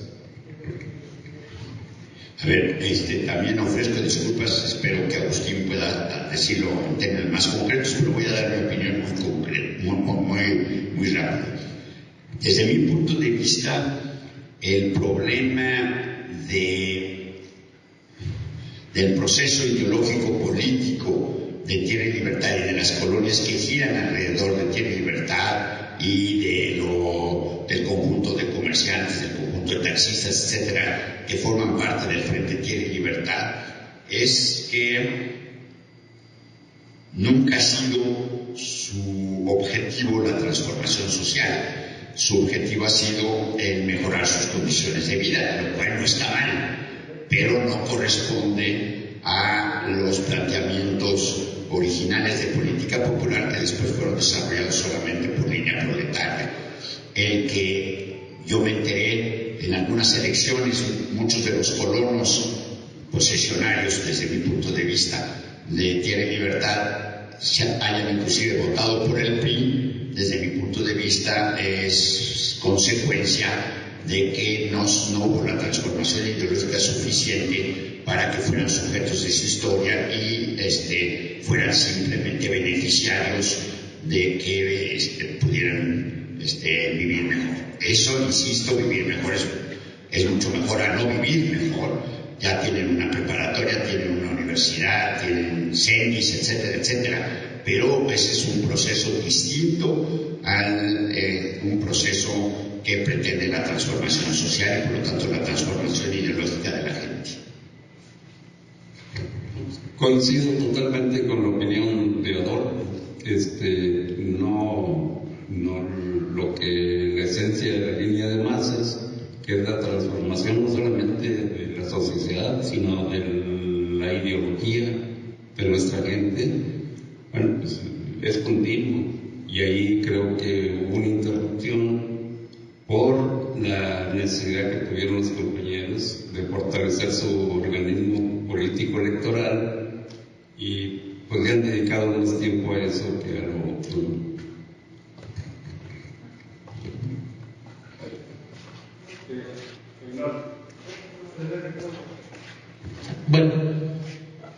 Bueno, primero que nada, buenas tardes, señor Manuel Redondo. Quisiera hacerle esta pregunta. Por la experiencia, el conocimiento que se tiene histórico y de haber vivido todas esas experiencias, pues creo que no podemos dar respuesta de lo que sucede aquí en el país, en la región, pero sí desde la óptica del centro, creo que se debe estar haciendo una lectura de lo que está pasando en el país. Precisamente en esta región del norte hay grupos que promueven abiertamente la separación de estados del norte de lo que es la federación, y en el sur debe haber también una lectura de este planteamiento. Yo lo que quiero preguntarle es, dentro de la óptica de política popular, ¿qué lectura se está haciendo de esta coyuntura que estamos viviendo y hasta qué punto pueden ir surgiendo posiciones emergentes que se estén planteando la posibilidad de ir transformando con estas ideas, ¿sí? Pero ¿dónde se está permeando esta idea? ¿Dónde sienten ustedes que hay más posibilidades? Aquí a veces las batallas son extenuantes frente al posicionamiento así dominante totalmente ideológicamente. ¿Y dónde sienten ustedes que están teniendo respuesta? ¿En qué regiones del país a estos planteamientos de organización? A lo mejor es un poco extensa, puede ser un poco extensa la respuesta, pero así a grandes rasgos. Yo nada más quisiera opinar, después me gustaría que hablara Agustín. Yo quisiera opinar nada más sobre la tendencia de algunos estados del norte a acabar siendo, como Puerto Rico, estados asociados a Estados Unidos. Y aunque nosotros nos jugamos la vida contra el régimen llamado regímenes de la revolución, es decir, el régimen priista, todos lo conocemos como el régimen priista, por lo menos había la noción de patria, por lo menos su ideología era lo que ellos llamaban nacionalismo revolucionario. Coste, nosotros nos jugamos la vida contra ese régimen, pero comparado con lo que ha sucedido de 36 años de neoliberalismo y lo que desde mi punto de vista está sucediendo en estos 3 años de López Obradorismo, el problema que yo veo terrorífico es que no hay un trabajo sistemático del gobierno por insistir en la existencia de patria. Si ya no hay patria, si los estados del norte piensan que están dando más impuestos de lo que el gobierno federal les está regresando, porque esos impuestos van para beneficiar al sur, pues mejor vamos a Estados Unidos. Es decir, porque se está perdiendo la identidad de México. Y eso es lo que es extraordinariamente peligroso, producto de la ideología la ideología neoliberal basta con ser partes del globo terráqueo, ¿no? Vamos a estar globalizados y somos parte del globo terráqueo y ya, ¿no? Da igual que seamos ciudadanos mexicanos o que seamos ciudadanos estadounidenses, yo qué sé, ¿no? Pero vuelvo a lo mismo, es un problema de ideología, de ideología, de ideología, de ideología. Sí, se sienten más estadounidenses que mexicanos.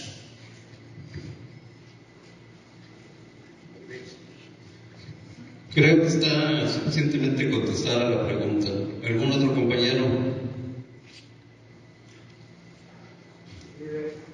Bueno, pues entonces agradecemos la presencia de todos ustedes, compañeros que asisten presencialmente a esta conferencia magistral del doctor Adolfo Uribe, y a los compañero Adolfo, y a las personas que por Facebook y por la transmisión de Zoom nos están viendo y asistieron desde sus casas, desde sus centros de trabajo, desde las escuelas, a este evento conmemorativo del 50 aniversario de la aplicación de la línea de masas en Monterrey.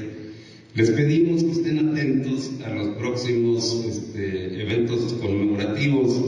Empezamos el día 5 de mayo con una conferencia de prensa que también se transmitió por Zoom y por Facebook.